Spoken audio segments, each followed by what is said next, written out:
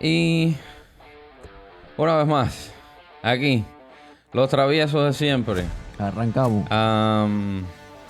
Buenas noches, buenas noches para ti. Pero como esto se consume a deshora, no sé, buenas noches, buenos días, buenas tardes o cuando sea que nos están viendo. Eliel, ¿qué hay, brother? Todo bien, brother. Gracias a Dios. Oye, me quedé bajito te digo, déjame. Ok. Tenemos por acá, vamos a cambiar esta música que está tan... Ok, vamos a poder hablar aquí. Tenemos hoy imágenes, tenemos contenido, que es lo que hace falta. Grabando a altas horas de la noche de nuevo. Vamos a ver cómo nos podemos poner de acuerdo para grabar de día. Pero se hace maravillas, cabrón. Liel, todo tuyo el micrófono. Arranco ya. Dale. Bueno, hermano, a propósito de lo que ha comenzado recientemente en Medio Oriente, que acapara las noticias en el mundo entero, que es la guerra en Israel, Uh-huh. esta lamentable invasión terrorista que ha ocurrido, te traigo un tema relacionado. Uh-huh. El tema es la historia del antisemitismo, o una breve historia o un breve repaso de lo que es el antisemitismo o es el odio contra el pueblo de Israel. Si has visto las imágenes de lo que está pasando, es verdaderamente espeluznante, ¿no? Cómo han entrado estos terroristas por las calles, ametrallando civiles, personas, niños, ancianos, así sin ningún propósito, simplemente por el hecho de ser judío. Y es algo característico del antisemitismo. Uh-huh. Es el odio al pueblo judío simplemente por ser judío, ni siquiera por la ideología, como muchas veces pasa, o por el color de piel, sino simplemente por el hecho de ser judío, de ser parte de la familia del patriarca Abraham. Entonces quería hacer una breve historia, o un breve repaso de la historia del antisemitismo, y comenzar yéndome bien atrás en los tiempos bíblicos. Yo creo que uno de los primeros antisemitas que existieron fue el faraón, cuando Israel ya era parte de Egipto. No sé si recordamos toda la historia, ¿verdad? Cuando José, bisnieto de Abraham, es exiliado a Egipto. Luego Dios permite por medio de José que todos los descendientes de Abraham vengan a Egipto. Y allí Dios les da una prosperidad, les da una seguridad en un tiempo de gran hambruna que hubo. Pero al paso del tiempo, la Biblia nos transmite que llegó un faraón que no conocía a José y esclavizó al pueblo hebreo. Entonces los hebreos pasaron a ser esclavos durante un periodo larguísimo de tiempo, de 400 años. Y en este periodo de tiempo, Israel comenzó a padecer las penurias más espantosas, pero Dios levantó un caudillo, a Moisés en este caso. Uh-huh. Y Moisés se levanta, como todos sabemos, hace que el pueblo de Israel salga de Egipto con mano fuerte y extendida. Y estando ya a punto de ser libres frente al Mar Rojo, todos recordamos cómo aquel faraón persiguió al pueblo con la intención de exterminar al pueblo. No era ni siquiera la intención de volver a convertir a los hebreos en esclavos, sino era el deseo de exterminar a Israel como pueblo. Luego, más adelante, nos sigue repasando la historia bíblica, que Israel iba atravesando el desierto y se levantó un nuevo antisemita. En este caso fue Balac, un rey que dice la palabra que vio cuando el pueblo iba pasando por el desierto y tuvo este mismo deseo de exterminar al pueblo hebreo. Uh-huh. En Números 22, ahí tengo la cita, dice que Balac dijo: un pueblo enorme que huyó de Egipto ha acaparado frente a nuestro territorio y es demasiado poderoso para nosotros. ¿Podrías, le está diciendo Balac a Balaam, un profeta de Dios: podrías venir para echarles una maldición, y sé que cuando tú bendices a alguien le va bien, y que cuando los maldices le va mal en todo. Por favor, ven y maldice al pueblo de Israel.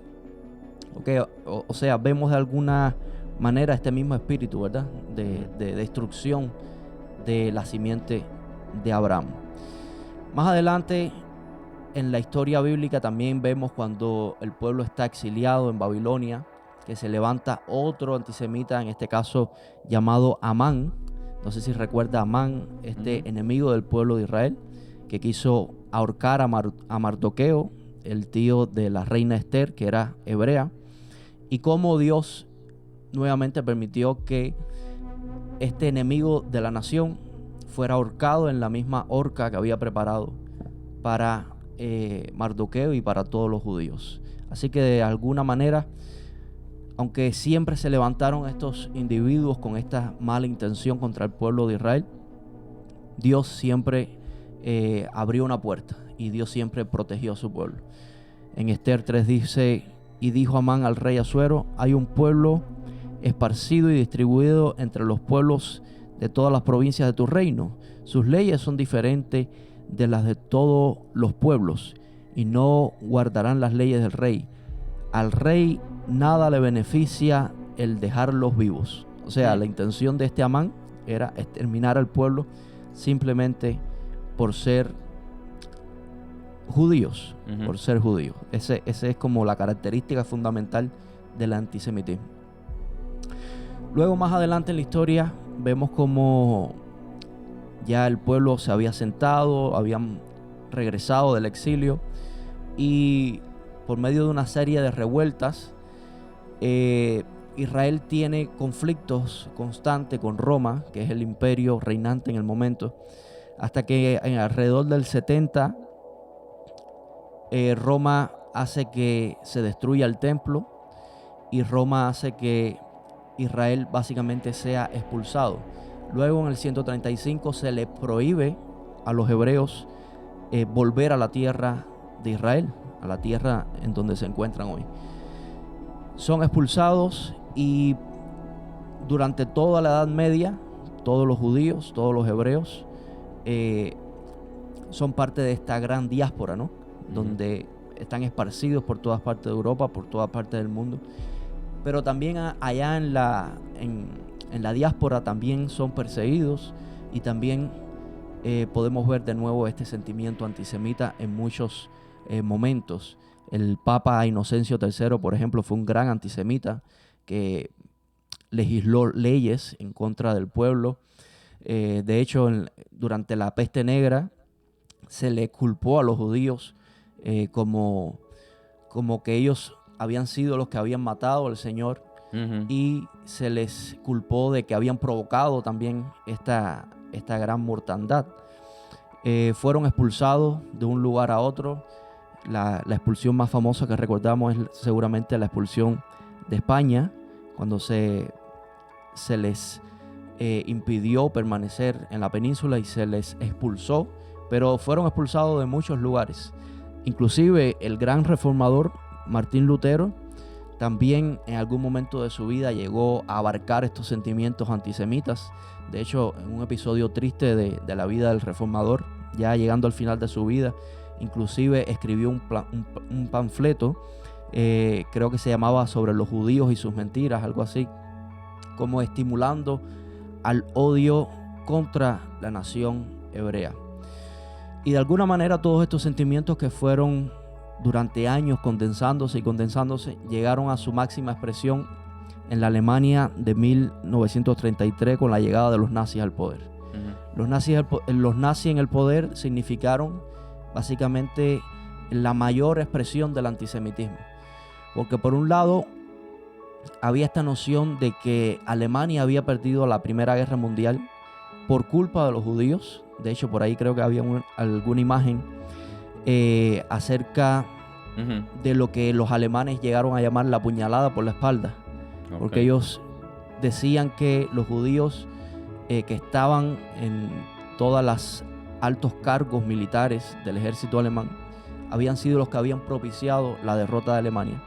Porque en la noción de Europa de esta época, los judíos, al no tener una nación como tal, recordemos, habían sido esparcidos desde el año 135, no tenían una tierra propia.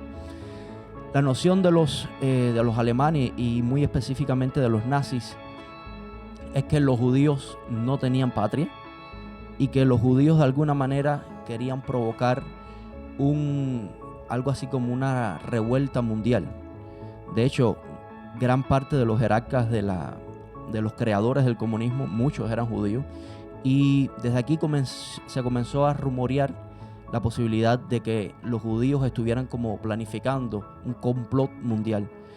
Y en la Alemania, que había acabado de perder la Primera Guerra Mundial, que estaban pasando unas penurias terribles, comenzó a resonar la idea de que sí, de que los judíos podían haber sido los culpables de la derrota de los nazis. De hecho, se rumoreó que los judíos se habían reunido o la élite de los líderes judíos se habían reunido y habían escrito un libro que llamaron los Protocolos de los Sabios de Sión, que era una serie de mentiras diciendo como que ellos querían acabar con los nacionalismos y que querían establecer un orden mundial nuevo. Y todo aquello fue estimulando este odio contra los judíos, que en esta época eran alemanes, eran ingleses, eran polacos, habían judíos en todas las naciones. Pero lamentablemente este episodio triste que la historia determinó en llamar el Holocausto fue como el epítome, fue el momento cumbre del antisemitismo que, como dijimos, Ale, había venido desde muchos siglos antes condensándose este odio contra los judíos. Y desde el 1943 hasta el 1945 se perpetró esta gran atrocidad que fue el exterminio en masa de más de 6 millones de judíos, mujeres, hombres, ancianos, niños, una cosa terrible en los campos de exterminio nazi.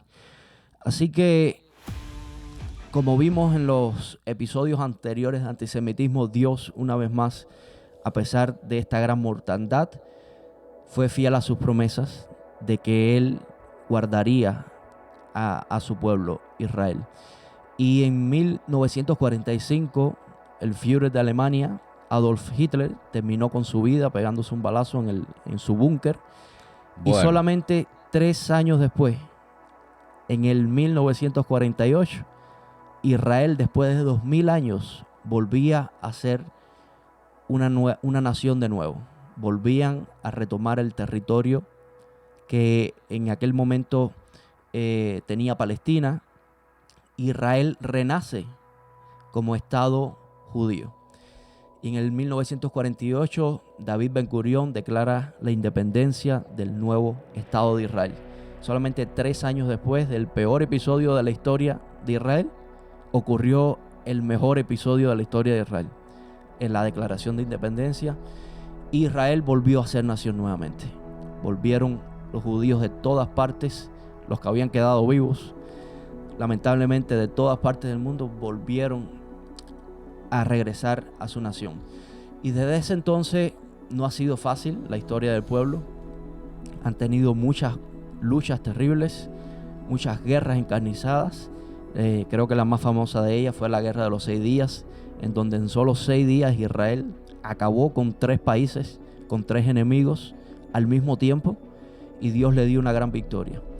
Y la conclusión que quiero ir llegando, Ale, es que nuevamente se han levantado los antisemitas, nuevamente se han levantado los enemigos del pueblo de Dios, pero que creo que nuevamente Dios va a volver a ser fiel a sus promesas de que Él es el Dios que durante siglos y siglos y siglos ha venido librando, ha venido peleando las batallas de Israel, y lo volverá a hacer. Y quiero terminar solamente con el Salmo 34, que dice: busqué a Jehová y Él me oyó y me libró de todos mis temores. Los que miraron a Él fueron alumbrados y sus rostros no fueron avergonzados.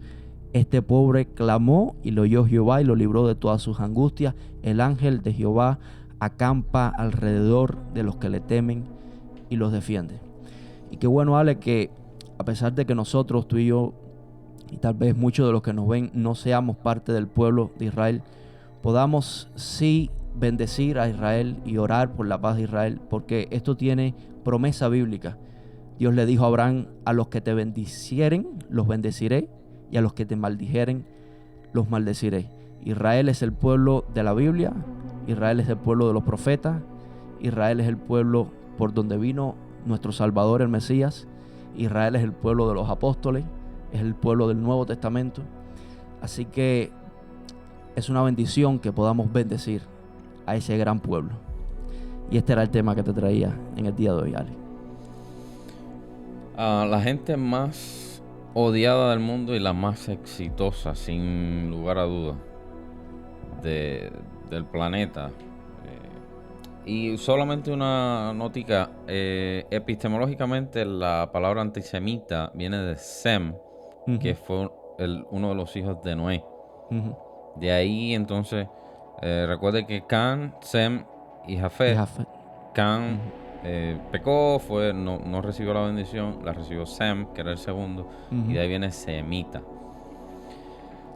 Hijos de Sem. Entonces, muy acorde a los tiempos, que se están suscitando. Yo la verdad que no he querido ver los detalles de las atrocidades porque... yo estoy en un canal de Telegram que lo que se ve ahí, eso es horrible. No he querido meterme a ver más de lo que debo porque a veces le afecta a uno. Y sí me he informado qué se dice, qué pasó, qué medidas se van a tomar, pero estemos al tanto y sobre todo en oración.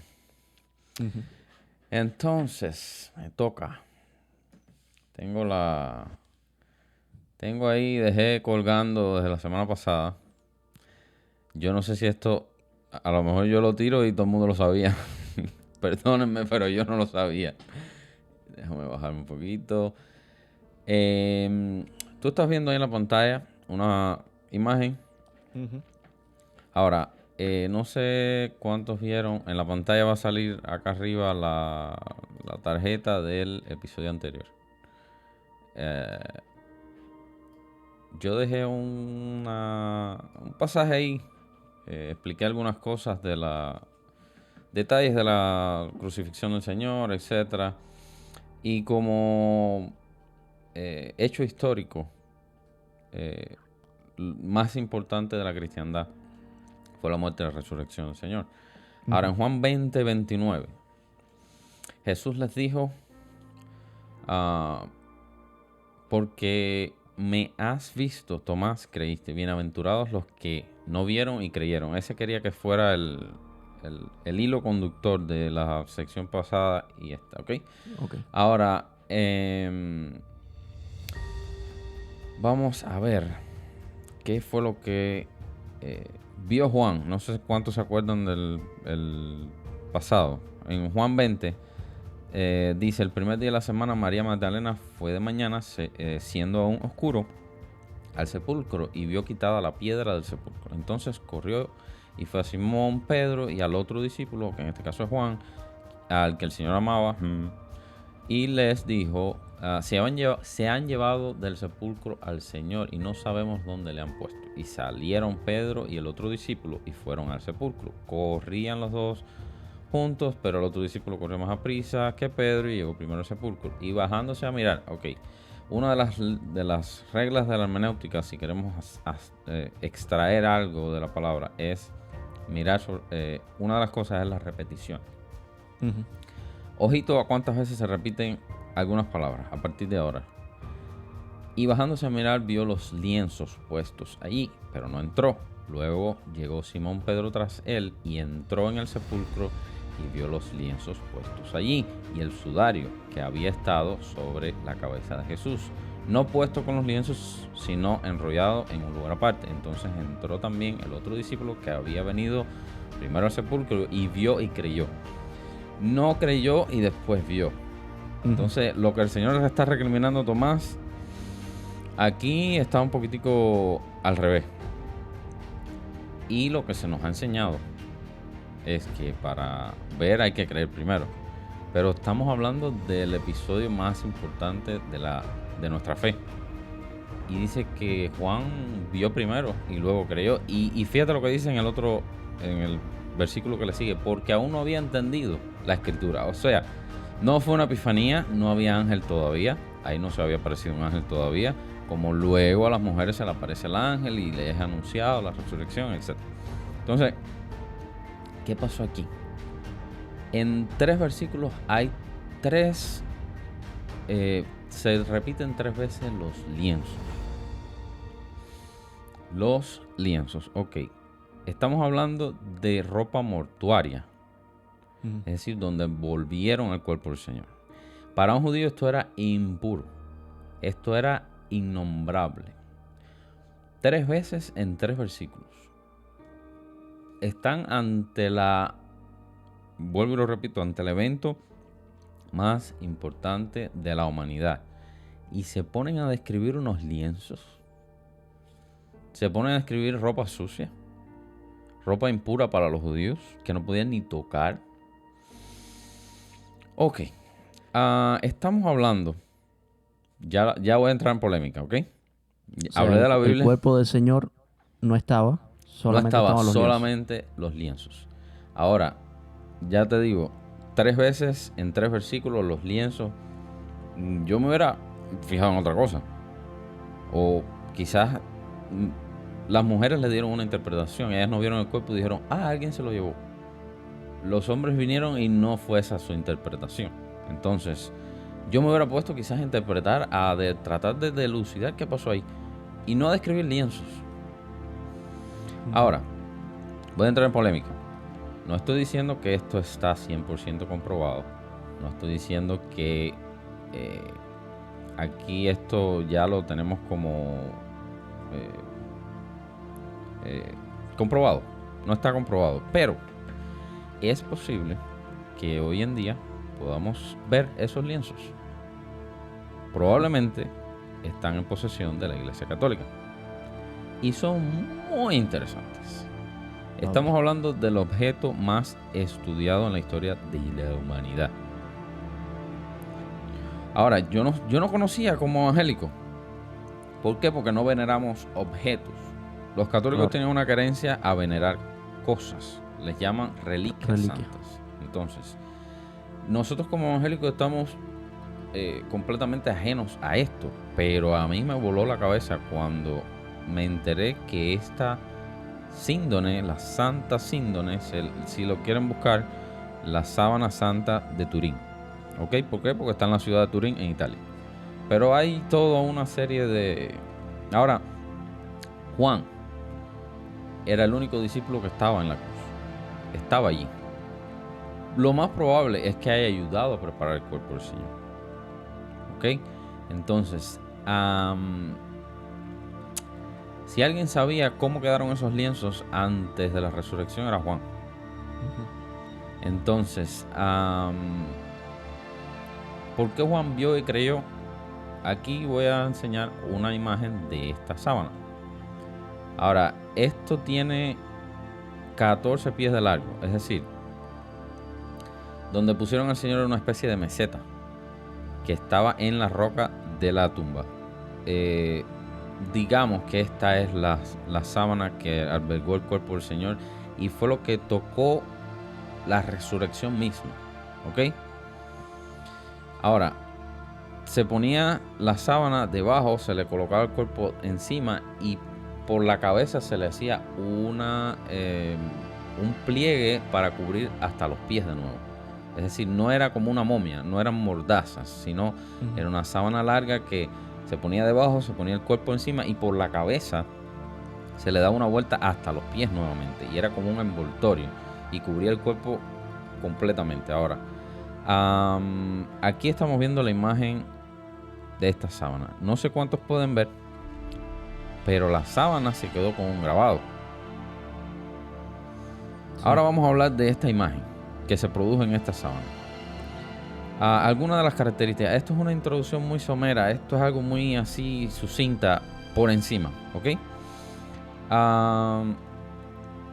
Algunos datos empíricamente comprobados y científicamente 100% que podemos decir que esto es lo que sabemos de este artefacto, ¿ok? Corresponde a una persona. Es anatómicamente perfecta la persona de la imagen. No sé si ya pudieron ver la imagen que está en esta sábana. Es un cuerpo, si se fijan, de abajo hacia arriba, pies, cadera, pecho, cabeza, y luego sigue la cabeza hacia arriba, porque en la cabeza es donde se le da la vuelta, y sigue la cabeza, de la cabeza hacia arriba es como si estuviera otro cuerpo, pero es el mismo de espaldas. ¿Ok? Ahora, esto no pasa con este tipo de lienzo. Es decir, a todos los muertos en la historia, de cierto tiempo hacia atrás, se le ha envuelto en lienzos. Nunca ha pasado esto, que la imagen de la persona que está ahí se refleje en el lienzo. Esto nunca ha pasado, no hay precedente. Entonces, esta sábana se ha puesto bajo el microscopio. Ha sido difícil conseguirla, es decir, conseguir acceso a ella, pero esto se le ha hecho todo tipo de espectrometría, todo tipo de muestras que después lo vamos a ver. Se ha analizado con todo tipo de luces, longitudes de onda, con toda la carga científica que tenemos hoy en día. Bueno, la última vez que se tuvo acceso a ella fue en el 88, ¿ok? Que igual había suficiente ciencia como para descartar cosas y como para comprobar otras, ¿ok? Ahora, corresponde a una persona porque es anatómicamente perfecta. Lo que tenemos aquí es una persona. No estamos diciendo que es el Señor, ¿ok? Todo parece indicar, pero no estamos diciendo que es el Señor. Pero es una persona. ¿Por qué? Porque hay teorías de la formación de la imagen. ¿Cómo se formó esta imagen? Hay quien pensaba que hicieron una estatua y le metieron dentro carbón. Y el calor de la estatua irradió. Imposible. No hay quemadura. No hay pigmento. No hay pintura. Esto está comprobado. Hay gente que tiene dudas sobre que este sea el Señor. Por ahí no es. Porque aquí no hay pintura, no hay pigmento, no hay direccionalidad en cuanto a ¿sabes? Si alguien lo dibujó, no hay cámara oscura. ¿Por qué? Porque no hay plata. Es decir, aún en la antigüedad se conocía el proceso de la fotografía.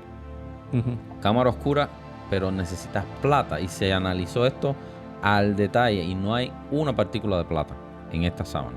¿Okay? Y la sangre, o sea, me imagino que algún rastro de sangre se habrá analizado y es orgánico. Puede ser la sangre del Señor. La sangre del Señor puede estar ahí. ¿Ok? Se sabe que es humana y que es de un varón. Se analizó la sangre. ¿Ok? Ahora, esto no puede ser... la mayoría de estas pruebas son destructivas. Es decir, hay que tomar, hay que mojar y tomar. Entonces, hay que tener mucho cuidado con esto. Ok, es anatómicamente perfecta. Es una persona. No hay pigmentos, no hay plata, no hay ningún tipo de agente externo. Es una decoloración. Fíjate tú a qué niveles. Toma un cabello humano, divídelo a la mitad. Descarta una de las mitades. Y haz lo mismo con esa mitad 4 veces más.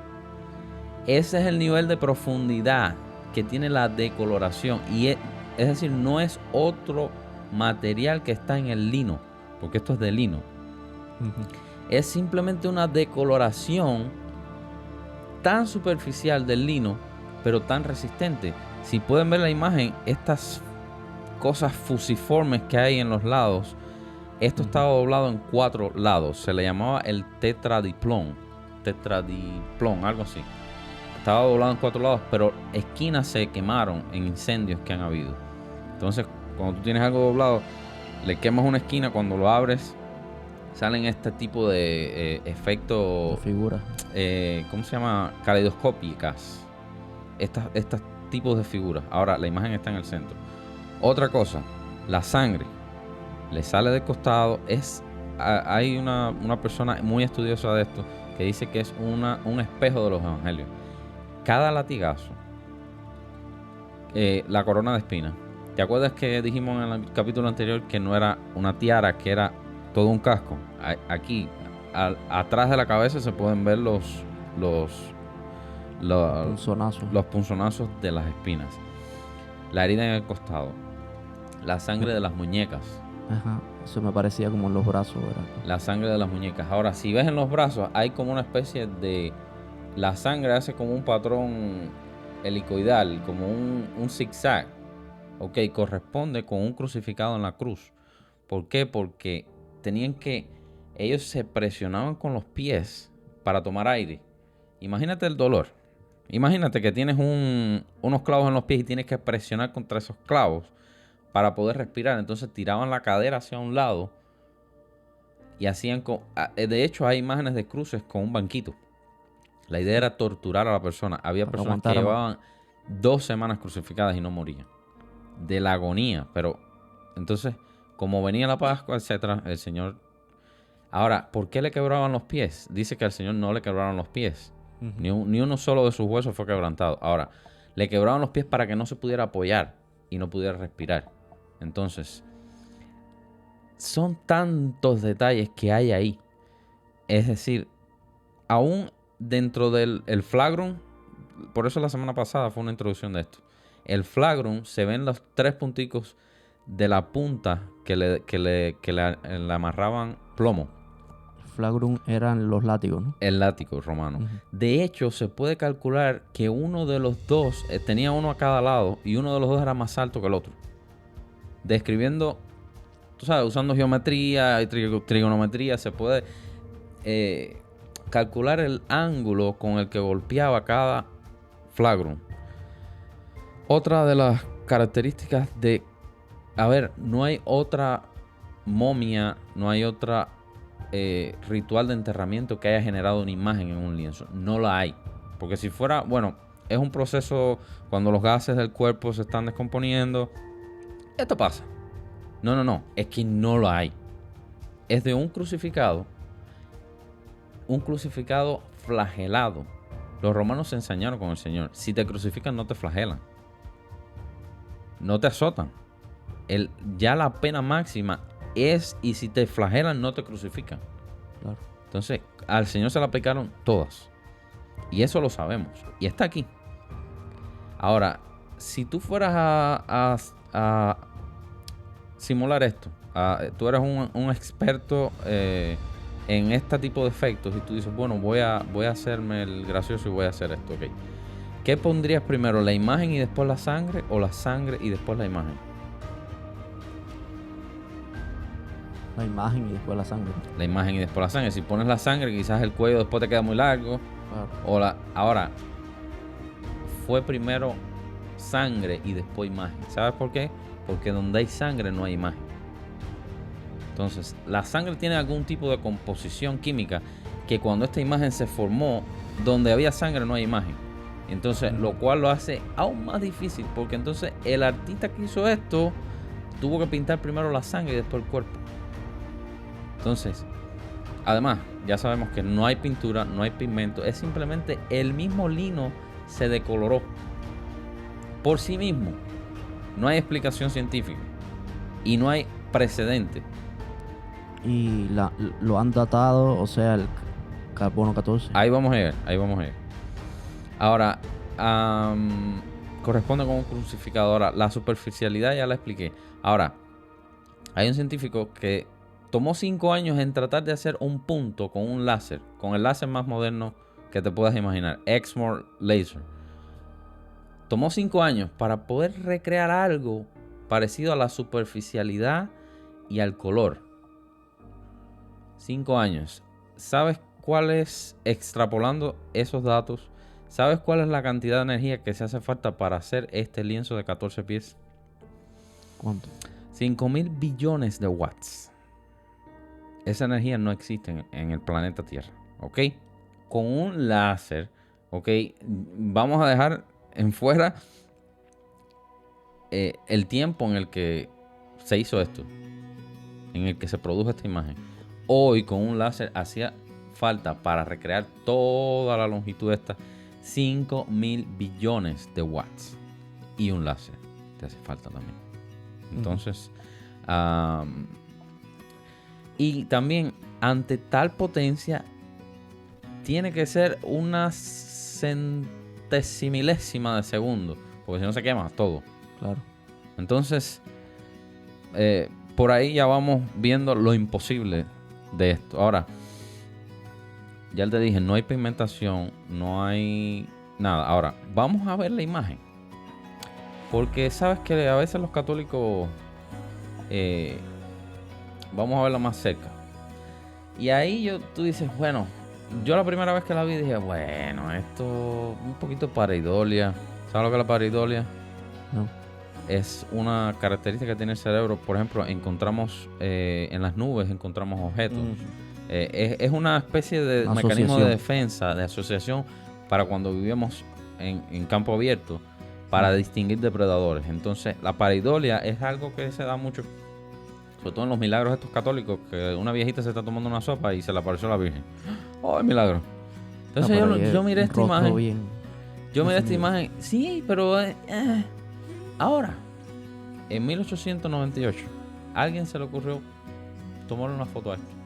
¿Te imaginas cómo debía ser la cámara, no? Aquello era un cacharro. 1898. Y este hombre se tiene que haber dado una caída para atrás. Porque cuando le tomas una foto, adivina qué pasa. Negativo. El negativo es un positivo. Esto no pasa, no ha pasado nunca con nada. Cuando tú le tomas una foto y ves el negativo no es un negativo, es un positivo. Y entonces aquí podemos ver muchos más detalles. Vemos las mejillas inflamadas. No es que el señor estaba haciendo una carita de Instagram. Porque aquí parece como cosas así. Bueno, estas son mejillas inflamadas, los ojos cerrados, por supuesto. Hay unas imágenes que no las conseguí. Se llama Cristo del Pantocrátor. Data de los 600 después de Cristo. Y monedas que se acuñaron que se tienen que haber sacado de aquí. Porque los rasgos son específicamente estos. Se ponía el Señor con unos ojos como muy salidos. Es que ellos no sabían que los ojos estaban cerrados. Porque no tenían el negativo, que es un positivo. Entonces aquí podemos ver la sangre saliendo de la frente. Podemos ver la barba, le falta. ¿Recuerdas la profecía que le arrancaron la barba? A la barba le falta. Entonces, hay imágenes, hay rastro iconográfico que data, creo que es del 400, donde al Señor le falta exactamente eso, que se cree que el artista se inspiró en esto que estamos viendo aquí. Entonces, otra de las características, tiene estabilidad térmica, ha pasado incendios. La imagen no se afecta de ningún tipo. Estabilidad hidrológica, le han tirado agua. Para apagar el fuego en el incendio había que tirarle agua. Imagínate. Era preferible salvarla a tratarla con tanta reverencia que no se le pudiera tirar agua. La imagen, ahí está. La negatividad es esto que te acabo de explicar. El negativo es un positivo. En un lienzo. La tridimensionalidad. Que si yo te dijera que esta imagen es tridimensional, se le aplicó un filtro. Tiene volumen. Se le aplicó. No, es que si yo me tiro una foto o tú y le aplicas este filtro, o no pasa nada o es invertida. La nariz, en vez de protruir hacia afuera, sería un hueco. Los ojos, en vez de ser un hueco, serían hacia arriba. Mira esta imagen, la única imagen en el mundo que tiene estas características. Este filtro se usa por la NASA para determinar la topografía de los planetas. Se le aplicó este filtro y es sin precedente. Ninguna imagen en el mundo, con la más moderna cámara, de tu rostro o del mío, va a dar esto. Ahora, a ver, esto ya es yéndose al área de la fe. Se presupone, y la música se me sigue acabando, y yo la sigo poniendo para atrás. Se presupone que al dematerializarse el cuerpo, la sábana colapsó sobre sí misma. Y hubo un momento en el que estamos yéndonos a la fe ya. Sí. Pero esta es una de las hipótesis. Por eso tiene información tridimensional. ¿Sabes cuando están haciendo los muñequitos que hacen siempre una escala? Uno de barro. Y lo escanean. Imagínate escanear con un escáner 3D y te genera el mismo molde tridimensional en la computadora. Así se hacen los dibujos animados, etc. Bueno, imagínate que la sábana es eso que va leyendo. Y entonces la superficialidad que te expliqué de 16 sobre, no recuerdo el número, de la superficialidad varía, por eso tiene esta información tridimensional. Entonces, a ver, esto es demasiado. Esto es demasiado. Ahora, carbono 14. Se le hizo la prueba y los datos que arrojó el carbono 14 es que es de 1260 a 1390, que es un fake medieval. Y hasta aquí el programa de hoy. Pero no. Hubo muchísimas irregularidades con esta prueba de carbono 14. Okay. No voy a entrar en detalle. Carbono 14. El carbono normal es el carbono 12. Carbono 14 es radioactivo. Cuando nosotros respiramos estamos reponiendo carbono. Todos estos, digamos que son sabores de carbono. Entonces, la persona muere, ya dejó de reponer carbono. Y a partir de ahí el carbono se va degradando progresivamente. Entonces, a partir de ahí se puede datar algo. Ahora, ¿de dónde tomaron la muestra? Aquí se ve en la primera imagen, arriba a la izquierda y abajo a la izquierda. Ahí le faltan 2 pedazos. Ahora, por ahí se sostenía el lienzo. Cuando los sacerdotes los iban a sacar a venerar, porque se veneraba, porque eran católicos, lo agarraban por ahí. De hecho, las muestras que están en los laboratorios tienen rastros de algodón. Es decir, que hubo reparación. Y además al algodón se le añadió un tinte para que estuviera amarillento, porque si no eran parches blancos. Entonces, hay muchísimas irregularidades con estas pruebas de carbono 14. Hay otra cosa. Esta muestra grande se dividió en pedacitos. Cada pedacito, a medida que se iba acercando al centro, daba una edad más joven. O sea, siguiendo este mismo patrón y poniendo 2 más 2, si llegamos al centro va a dar una fecha en el futuro. La prueba de carbono 14. Fíjate cómo estamos. El error. Entonces, pero esto tiene precedente. Cuando hay una emisión de neutrones sobre un objeto, pasa esto. Que la fecha de carbono 14 es hacia el futuro. Entonces, aquí estamos ya entrando de nuevo en materia pasaje a lo desconocido. Pero si la resurrección fue un bombazo de neutrones o simplemente hay un perro por ahí y yo no tengo. No, es mío. Entonces, Eliel, bro, esto a mí me dejó muy atónito. Está fuertísimo. Okay. Y esto es solamente rascando, así la superficie. Rascando la superficie.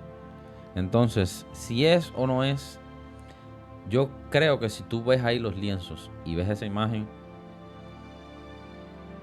Además, es que le animo a la gente a que se meta. No, ya terminando aquí voy para YouTube a ver un documental. Que se meta a investigue. Hay bastante poca información en español. Está el sudario de Toledo. El sudario que está en España. El sudario se presupone que fue el trapo que le pusieron en el rostro cuando lo bajaron de la cruz. Las manchas de sangre de ahí coinciden con las de aquí. Es increíble. Tremendo. Es increíble eso. Entonces, estamos hablando de un lienzo que probablemente tiene 2000 años. Ahora, otro detalle. Este lienzo, ¿recuerdas que el Señor Isaías dice que fue enterrado con los ricos? Probablemente este lienzo lo compró José de Arimatea y Nicodemo, que eran los amigos del Señor, pudientes. Ahora, este es exactamente el tipo de lino con el que se hace el traje del sumo sacerdote. Jesús como sumo sacerdote. Es que... a ver. Simbolismo por todas partes. Es que es exactamente. Y no es un lino de Israel. Este lino se compró en Roma. por el tipo se sabe por si es a favor de las manecillas del reloj o en contra. Te digo que esto ha sido estudiado hasta el paroxismo. Esto... Entonces, Juan lo más probable es que haya ayudado a preparar el cuerpo del Señor. Y tenemos el único que narra la muerte y resurrección de Lázaro, es Juan. ¿Y qué dice Juan? Desatarle. ¿Qué dice Juan que dijo el Señor? Desatarle. Ahora, si Juan llegó allí y vio las mordazas, porque hay pruebas de que tenía mordazas, es decir, y eso corresponde con la época, se le hacían mordazas en los pies, en las manos, para que el rigor mortis entra y después se relaja. Entonces, para que primera no se le descolgara la quijada, se le puso, y es correspondiente con la época, se le puso una mordaza en la cabeza. De hecho, si mides el alto de la persona por delante y el alto de la persona por detrás de la sábana, por delante mide más, porque hubo un recogimiento del lino de la sábana por la mordaza que se le puso. Entonces, si yo llego ahí y veo unos lienzos que fueron colapsados sobre sí mismos ante la ausencia de un cuerpo, si se llevaron el cuerpo, se hubieran llevado los lienzos. Sí, y un muerto no se puede desatar. Claro. Entonces, si yo llego ahí, yo sé lo que yo vi y lo que yo preparé, y yo llego ahí y veo las mordazas todavía. Ahí tiene sentido por qué lo mencionan 3 veces. Es que no se explica. Claro. ¿Por qué vio y creyó? Y nos explica que no fue porque entendió, porque no había entendido, lo dice. Entonces, si tú estás allí para la preparación y luego ves esto, vio y creyó. Ahora, independientemente, se lo hubieran llevado. Se lo llevan completo. Se lo llevan completo. Y ya te digo, nadie se puede desatar. Digamos que el cuerpo del Señor cobró vida allí. Y él se fue caminando. ¿Cómo? Tenía que tener cómplice. Y además, aunque lo hubieran desatado, las ataduras no estuvieran allí. Y esto coincide con que, además, por favor, tenía cómplice. A las 3 más o menos voy a resucitar. Por favor, estén ahí para que me desaten. Y así esto tiene, brother, de todo. Aquí hay de todo. Les animo. Te felicito porque te has metido de verdad en el detalle. No. Es que esto es rascar la superficie. Esto es rascar la superficie. Te lo aseguro. Ahí está. Gracias a Dios tenemos la internet. No hay muy amplia información en español. La mejor información está en inglés. Pero sí hay, sobre todo de España, hay cierta gente que se han dedicado a detallar hasta el escozor cada uno de los detalles científicos y cada una de las imágenes. Hay réplicas. De hecho, en Washington, en el Museo de la Biblia, que yo no sabía que existía, hay un Museo de la Biblia. No te dejas pensar que es un edificito ahí mediocrito como la mayoría de las cosas que hacemos los cristianos. Está a niveles de Smithsonian y todos los museos estos volados, como decimos nosotros. Y ahí hay una exposición de esto. Ahora, te voy a poner las últimas imágenes que son de cómo luciría el cuerpo a partir de esto. Vemos, ahí hay rigor mortis. ¿Ves el pie que está como arrancando la moto? Se corresponde con la cruz. Ahora, no tenía una almohada. ¿Por qué? Porque en la cruz la cabeza caía hacia adelante y cuando el rigor mortis entró, se quedó así. Claro. No se le ve el cuello, los pulgares no se le ven. Se presupone que estaban atados para que las manos no se cayeran. No. Aquí hay... Vaya, pero... que si fue un artista se la curró, como dicen. Hay rastros de tierra en la cara, en la frente, es decir, en la nariz, perdón, porque la frente tenía en la frente, en las rodillas y en los pies. La tierra coincide exactamente con la tierra de Jerusalén. Las piedras, es decir, los fragmentos de polvo. Hay polen. Adivina, ¿de dónde y de qué época del año? Se tomaron muestras de polen, tú sabes, como con un Scotch tape. Y hay polen de exactamente Jerusalén, flores que solamente florecen allí y solamente en primavera, en la época de abril. No sé qué más quieren. Ahora, yo estoy diciendo que esta, no te lo puedo decir, pero esta es la recreación exacta de lo que podemos ver. Y mira las marcas. Las marcas, lo que es la hinchazón. Esto fue hecho con pelo real. Esto es hiper realista de lo que se describe en la imagen. Le llaman el hombre de la sábana. No lo podemos llamar Jesucristo porque... Pero esto es científico. Esto ha sido... Y las pruebas de carbono 14 también hay para... Porque el mundo y la ciencia no pierde tiempo para desmentir. Pero es que no lo han podido hacer. Y entonces, bueno, carbono 14, ya. Esto es un fake medieval. Hay mucho más. Entonces, ya he hablado demasiado. Espero que les haya resultado interesante. Métanse, busquen, porque esto me voló la cabeza. Y ahora sí, se acabó esto. Los que se quedaron con ganas, suscríbanse, apóyennos en esto. Estamos tratando de llegar a la mayor cantidad de gente posible y despertar ese interés por la historia. Los otros días, no, te lo cuento en el próximo. Nos vemos. Dale, buenas noches.